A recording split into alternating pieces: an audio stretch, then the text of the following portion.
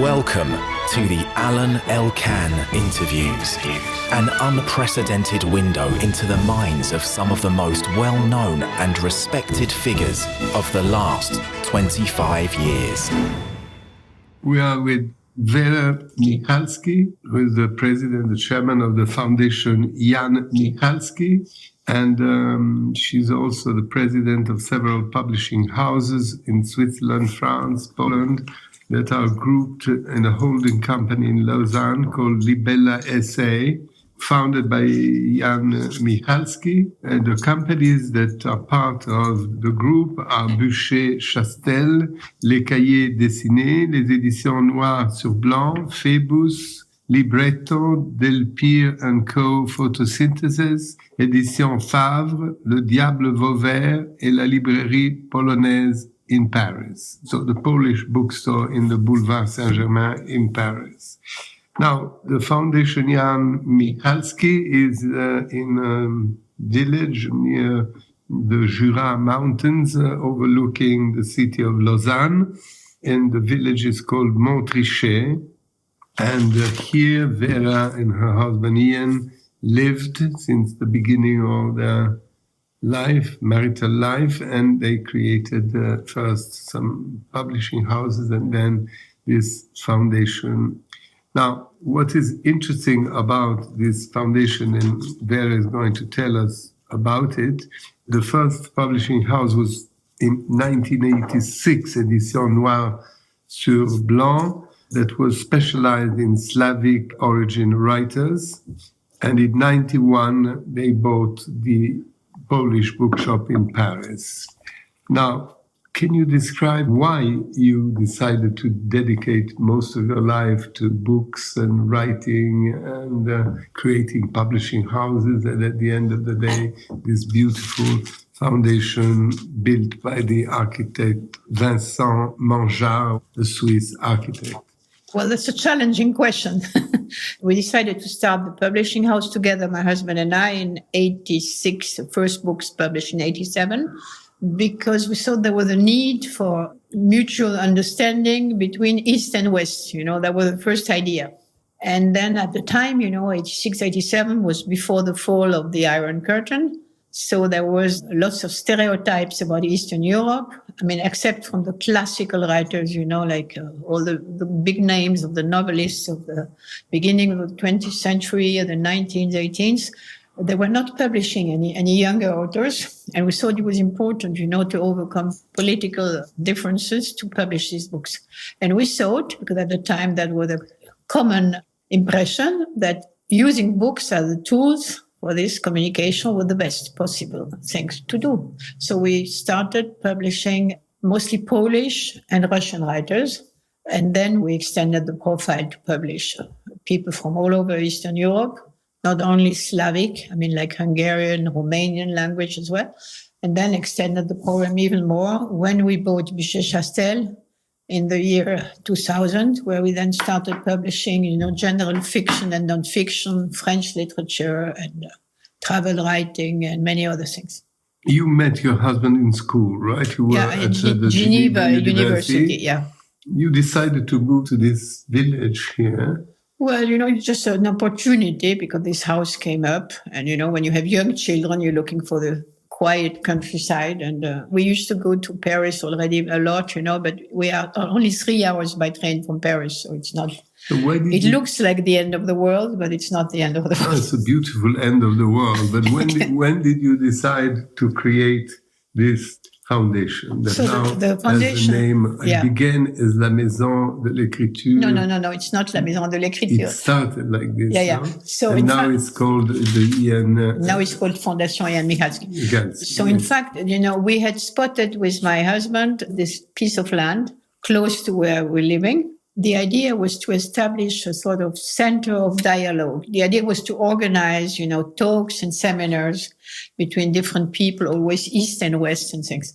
And then he died in 2002. but we had not started anything. So I decided to make this foundation and to give his name to the foundation. But it's not at all something which is turned toward the past. It's not like a mausoleum or anything. It's turned to the future. And in fact, then in the discussion with the architects, things evolved, and what was supposed to be a small project became bigger and bigger. And now we have what the architect calls a small city dedicated to writing. And you have many sections, no? Here there are two main sections and a few little houses made by different architects, no? Where the writers can stay. If you look at the why I decided to do that, it's because over the years as a publisher, I realized what the authors are missing, that even when we started that, it was very difficult for writers, especially young ones, to live from writing, unless you are a very big bestseller, there's no way you can finance yourself by just publishing books. By many conversations with authors and translators, we realized that what they needed is once in a while a place where they could work in peace, and we would take care of their needs, or their basic needs, like food and lodging and all these things. And so they could really concentrate on their work and not spending all the days in what you call an alimentary or whatever work, And so in the beginning, we were hoping to be able to host people for 5-6 months, but we've been overwhelmed by success in a way. Now we get over 2,200 applications a year. In order to allow more people to come here, we shortened the stay, and now it's an average of 1 or 2 months, that people come. And you have around 53, 55? 55 a year, roughly.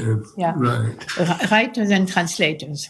And of course, this is supported by one of the buildings, which is where we are at the moment here.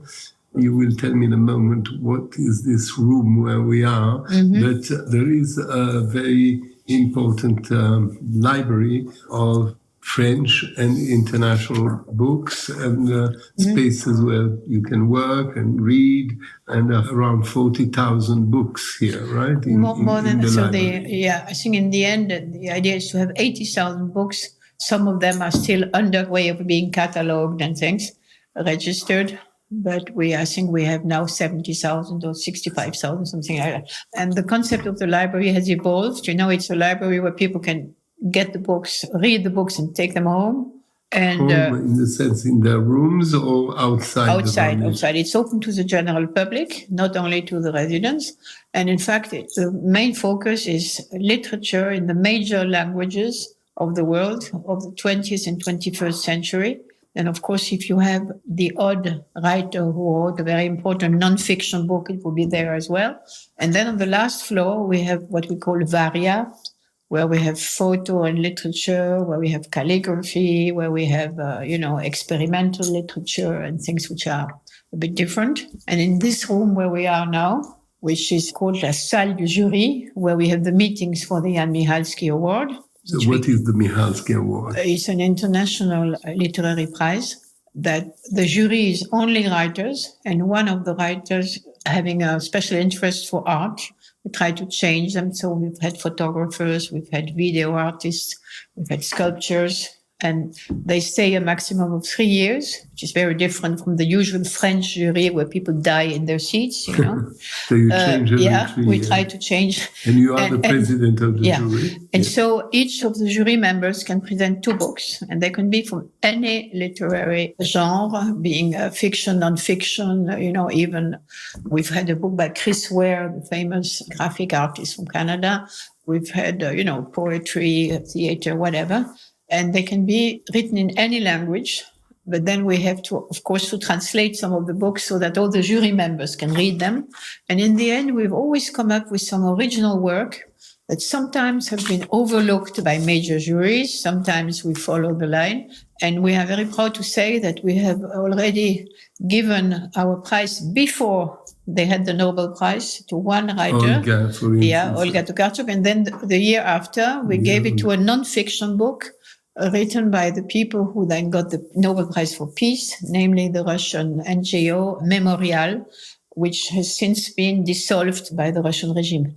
And these are very interesting meetings, and we hold them in this special room, which, of course, since we only have 2 meetings or 3 meetings a year, we use for other things the rest of the year. The award is only an award, or it's also a financial award? It comes together with 50,000 Swiss francs and a work of art, which is specifically picked by me every year, a different work. And I try to find out what the tastes of the winner are.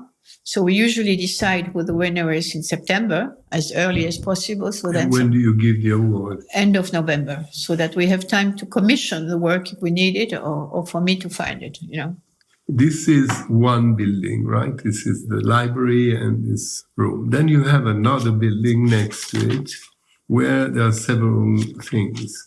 Besides a cafe on the ground floor, you have a very important underground auditorium. Yeah, no? That auditorium. Yeah.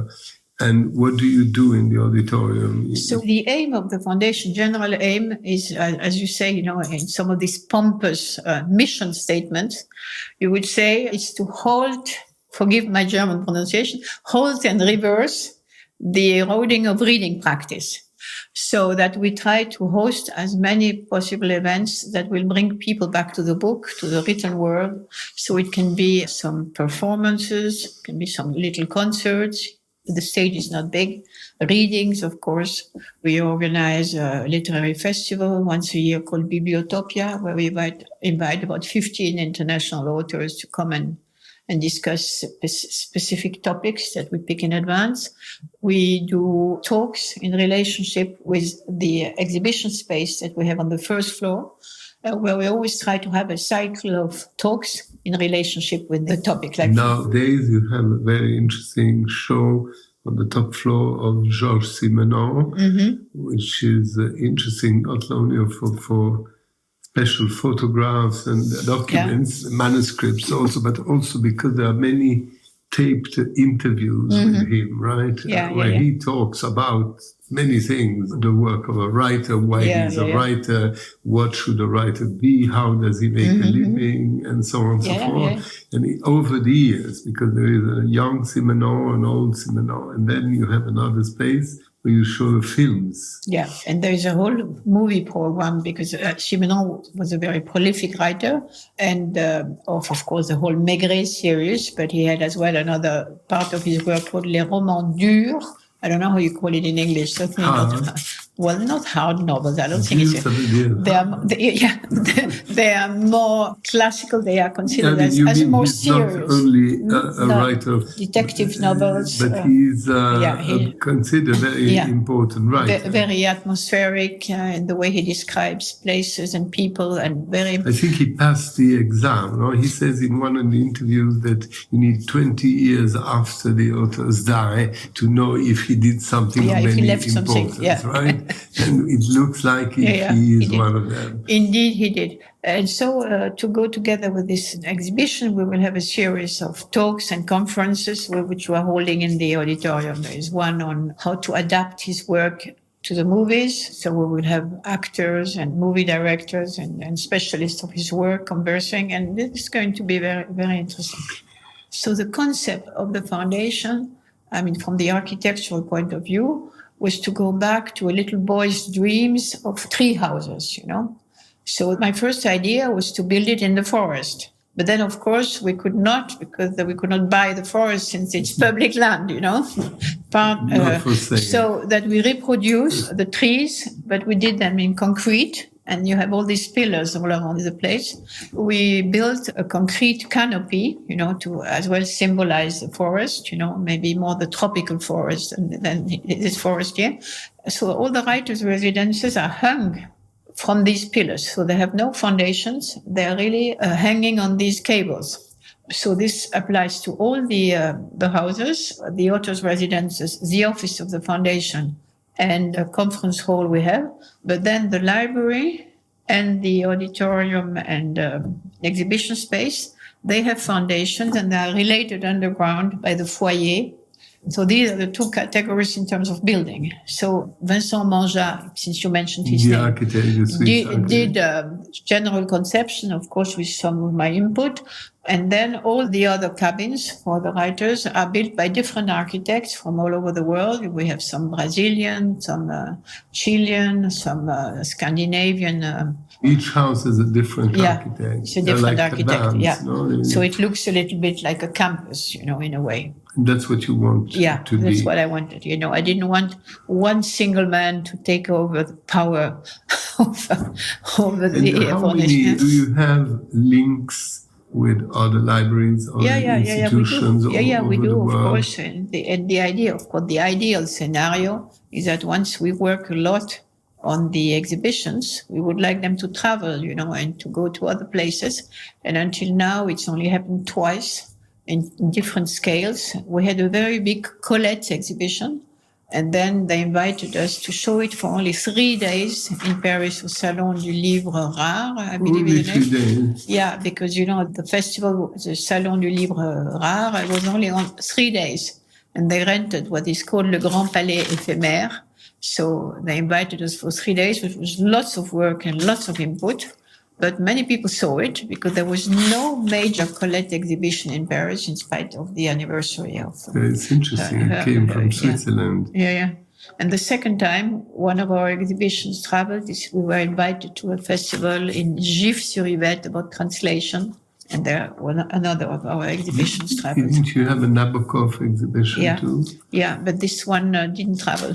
Sadly enough, but maybe. And you are personally taking care of all this? Is this one of your major occupations? The foundation. Yeah. One of my occupations. You still live nearby? Yeah. And come here also, because they told me that you have also many other projects. That you help many other institutions.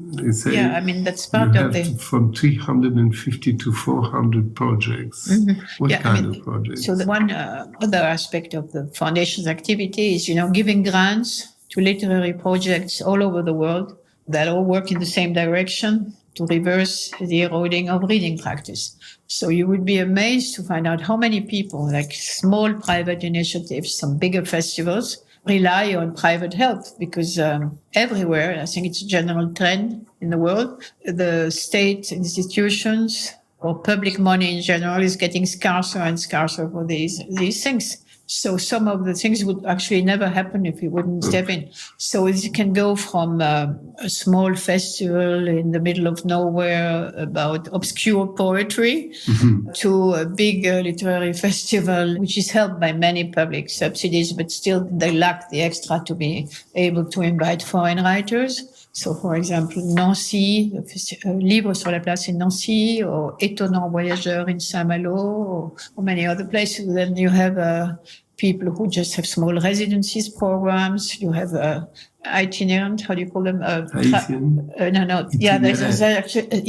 Mobile libraries. We do help some writers or some theaters when there is some creative work included in adapting a book or just screenwriting. We do help the photo festival in Arles, Les Rencontres de la Photo, for all their part, which is devoted to books, to photo books. Because photography is actually writing with light, it's another way of writing if you want to extend it. Tell me something. Many of your publishing houses are French, right? Or in the French language. Yeah. I read somewhere that the French language is mostly spoken nowadays in Africa, and in France or Belgium or Switzerland. Do you have many contacts with them? Well, yeah, we do have some literary festivals, and there is one in Guinea-Conakry. There is one in Nigeria we helped. We don't get that many requests from Africa, but, with the residence program, we've hosted a few African writers here. Then now we have a festival in Martinique that we help. It all depends. But you sell your books all over Canada. We do. It's a dream for the French publishers to sell a lot in Quebec and in Africa and whatever. But, the price difference is so huge that most people cannot afford it. And the French, Ministry of Culture and Ministry of Foreign Affairs used to chip in some money to help, be only financing the transport of books to French bookstores all over the world. But they stopped doing that. And so most of the French language bookstores are closing all over the world because of lack of subsidies. You have clearly a passion for books, right? Since you were I won't deny it. I won't deny it. Yes. You read many books yourself. You like? Yeah, I do. I mean, as much as life permits, And so something happened that nowadays the newspapers, the news are in a huge trouble all over the world with a very few exceptions. But still the book doesn't suffer too much, if I am not wrong. Yeah, and also the real book. Yeah, the physical book. People still buy physical books. They do. Not much less than they did before. Last time I was in New York, I was told by different publishers that it's now very sexy again to go to your first date with a young girl with a book in your hand. As a present or to show off that you I don't know. Your mere fact of carrying it is already, having it with you is already a sign of belonging to the same club. All the statistics, all the recent statistics show that people read less, But still, if they read less, but they buy books? Yeah, they buy books. Then there would be more coffee table books. But on another hand, they buy more comics and mangas and things like that. They buy more paperbacks, which is cheaper books, So, but the tastes have changed, right? Yeah, tastes have changed. But between novel and romance, there's this new fashion of writers. You see, I go to many literary festivals and book fairs everywhere. So I see what type of books, are interesting people who sell or buy foreign rights. And now, nobody would have thought that romance and, all these things would draw crowds like they do. But they do. When you see at the lines of people wanting to have their book signed, there is no comparison. And you have some books which are really uninteresting. for me, badly written, and they sell a lot. It's a very different approach. Yeah. The new generations don't care anymore about some classic writers. Yeah. You have this feeling. But some people really like to buy a big, fat Tolstoy novel and will enjoy it. And so they still do. Yeah, they still do. Some publishers are investing lots of money in retranslating old classics. What do you think is the future of publishing and of writers due to this artificial intelligence? Some writers, or many, I don't know, have to write in the book that this book has been written by myself and not with the use of artificial intelligence. You think that this will filibuster the world of writing? Now, for the time being, I believe the most threatened profession is translators, because, some of the big international bestsellers who have to come out at the same date everywhere. So they usually employed, like 10 different translators, each one translating one part of the book, which sometimes produces really strange jigsaw puzzle books because somebody in the end would need to take the time to harmonize the different tones and things. So we don't feel that it's a patchwork, and some publishers do it. But now if they would decide to give it all to IA, then, there will be an even bigger loss in quality of some of the big texts. So you believe that the job, let's say, of an editor is really in crisis? It's difficult. No? Luckily... Because there's less and less attention to the quality of the language. Yeah. That's what you're telling me. That's what the danger is. But of course, I think most publishers and editors are very mobilized now to try to take out of artificial intelligence what could be good, what could be saving your time, like verifying some historical references or things like that, but not give away, what is a human touch and the first thing they're missing out is humor, is everything which is subtle, all the differences in the style, in the language. There would, I don't know, I don't want to say, but this is a beginning, right, of artificial intelligence. It might become more and more accurate and sophisticated. We have to be extremely alert to these things and would not you allow. publish a book written by artificial intelligence? No, and so far I have refused to have any speech writing or whatever done like that, like last year. Refused. Last year, when people were all talking about that, there was not a dinner or there was not a party you went to where somebody would not say, I asked ChatGPT to write my speech and this is what they have produced. People seem very pleased with some people, not writers, but you know.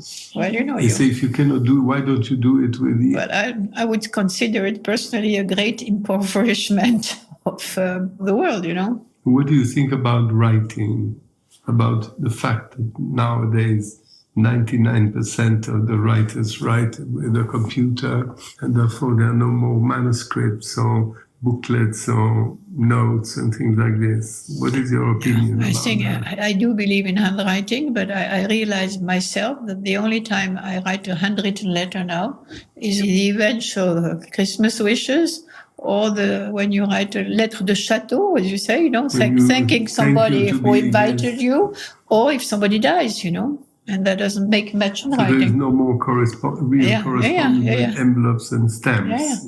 But are you missing that? Yeah, in a way, yes. But, you know, I'm a member... No, I say this because I see you have a notebook in front of you. Yeah. I'm a member of the board of IMEC, which is Institut Mémoire de l'Édition Contemporaine, a very interesting institution. They're in the north of France, in Calais, and they have a very nice library and miles of shelves.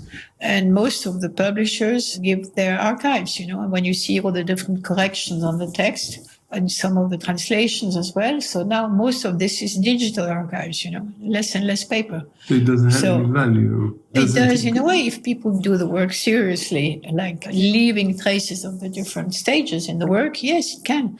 So now they are trying to attract all the archives of writers as well, you know, and at one point... You have archives yourself here in the foundation? We do only have one archive, which is the one of Sławomir Mrożek, who was a friend, and he didn't want to leave it in Poland, so he gave it to us here. And you would like people to give you archives? No. I think this is really for public institutions, you know, and then or American universities, you know, when you see the prices that, for example, Yale University pays for these different writers' archives, I think it's crazy. I'd much rather use the money we have to do live events and... So you like to have something contemporary, live, and what is the increase of the library over the years? How many books you receive? Do you buy books or... we do buy. We buy books because we like to have an overview on our collection, you know.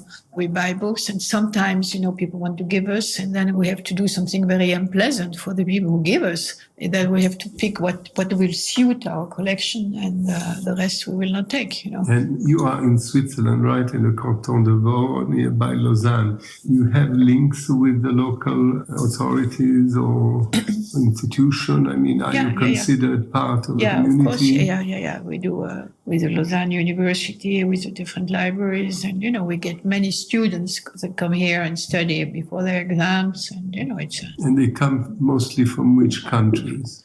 People who study for their exams, they are from the local universities here, you know, École Polytechnique Fédérale, or they are from Lausanne University.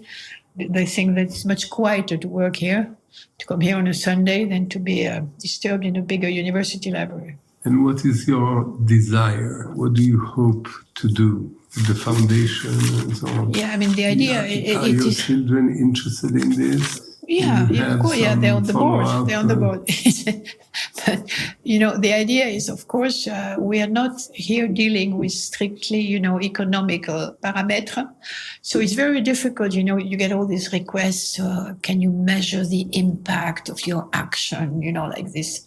It's very difficult to measure the impact of what you do. You know, you can see we have more and more people coming to the exhibitions or to the talks. So like yesterday, we had the third part of a cycle of conferences we initiated in February about Gulag, like it was the 50th anniversary of the first publication of the Gulag Archipelago of Alexander Solzhenitsyn. And so we decided to use this pretext to have a cycle of 5 conferences. So yesterday it was the literature that was produced by the Gulag. Next time it will be about the memory of the Gulag. And then after summer, we will have one session on the Chinese version of the Gulag, you know. It's very interesting. And I was amazed to see how many people, you know, came for that, which is not, of course, the core of our action here, but you have many people who feel concerned by history as well. So we're trying to cater to all those needs. So you think there is still some interest for culture in general? Yes. Well, otherwise, you know, we wouldn't be here. No, but I mean, it's a test, no? A place like this. No, I mean, of course, like everywhere, because I used to be a chairperson of the Théâtre du Midi in Lausanne. The big challenge we have in all these cultural institutions is to bring younger people to come and visit. Right. Yeah. That, when you stand there and you look out and you see only white hair everywhere. So you say, we're not, serving the purpose. And somebody told me yesterday evening that most of the people in the assistance were older, If you talk to young people now, I would bet that more than half of them have never heard about Gulag. They simply don't know what it is. We had 2 young comedians from the school in Lausanne who were reading excerpts of the books.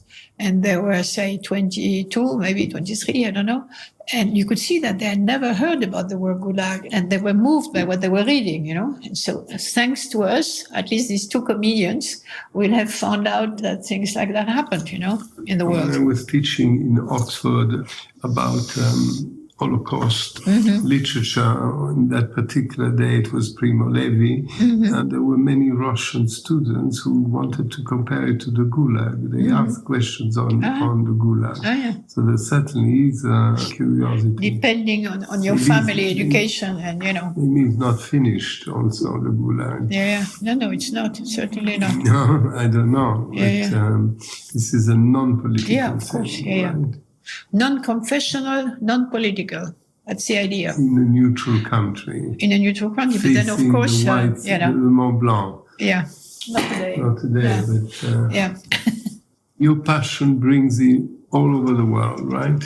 You're going from one country to another, from a festival to another.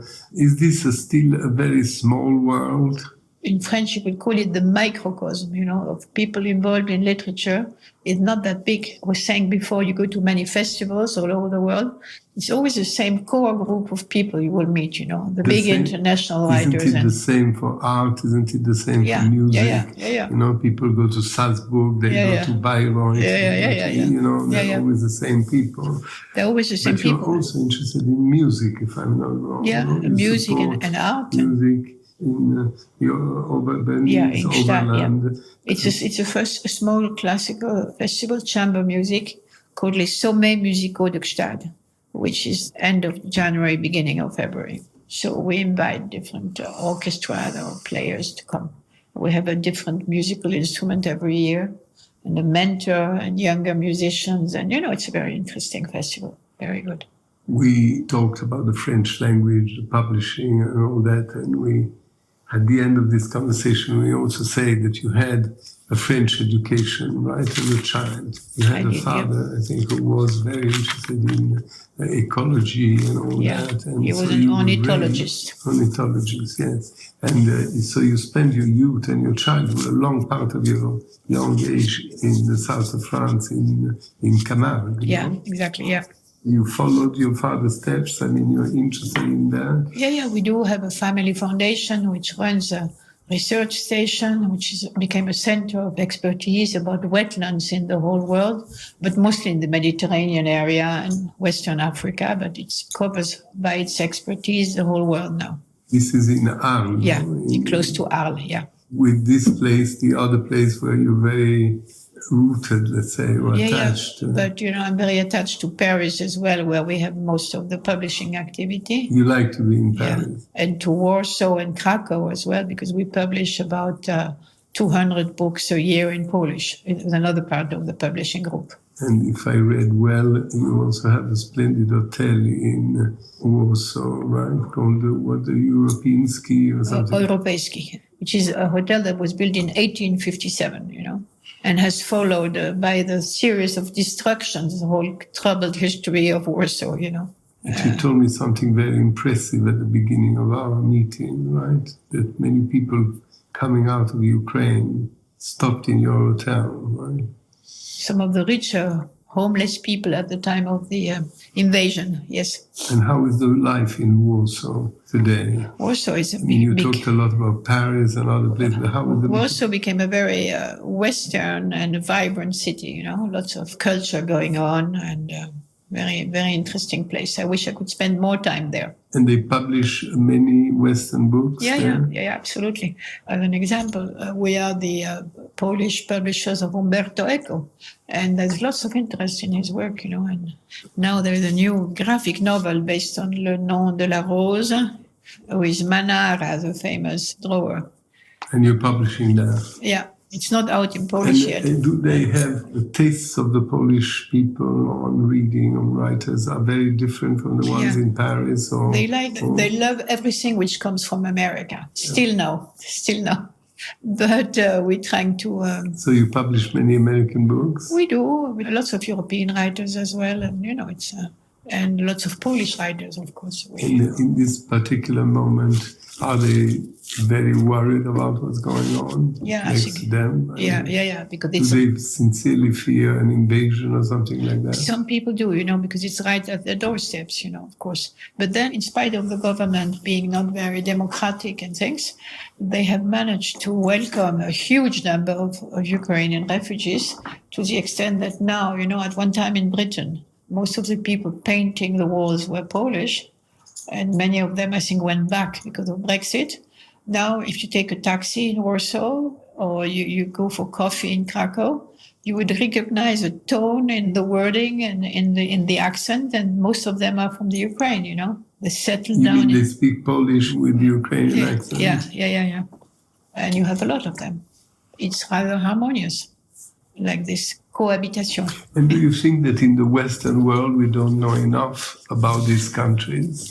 Yeah, I think it's better now than it was when we started in 86, but still some lack of empathy, I think, of course. There is. I mean, there is, of course, more empathy, as everywhere, for Western refugees or immigrants than there is for people outside of Europe, of course.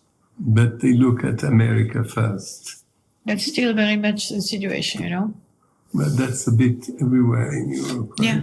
Well, not everywhere, I think, no. I mean, not in France, maybe, but in other countries. Yeah. And people read a lot in France. Yeah, but it's the same thing. You're pleased with your publishing houses? Yeah, you have to be very attentive to the changing tastes. But, especially in nonfiction, you have to get out in the morning and smell the atmosphere and say, how okay. How do you smell it? People call you, you have consultants, you read. You just open your eyes and your ears and you talk to people, and you see what moves them and what excites them. So you would still advise to young people to work in publishing, to be a publisher? You would be amazed how many CVs we get spontaneously. I mean, publishing still is a sort of dream job for many people. But most people have a really wrong idea, They don't realize that once in a while you have to put your hands into the engine, They think that publishing is going from cocktail party to cocktail party, book launching party, meet fascinating authors, and have somebody else doing the dirty work of correcting the sometimes horrific language that people produce. It's really strange how people make up ideas of their ideal professions, So you are happy altogether with your choices of what you do and what you do, and you still have the same passion? Yeah. Would you like this foundation to be more well-known around the world, or you like to keep it more secret? No, I think being well-known is good, but we are already, as I was saying before, the victims of our success, so we cannot accommodate more writers. You can build other houses. I don't think so, because we are in the agricultural zone, and you cannot. And they told us, that we exhausted our possibilities to build. So no way. Or somewhere else, But then, of course, you could always say, why wouldn't I open an antenna in Vladivostok, Vladivostok, so that you can have enough land. Or in a normal place like Tuscany or... Why normal? Or Provence. What is not normal here? No. Okay, so good luck for your activities. Thank you very much for having been with us. Alain Elkann interviews.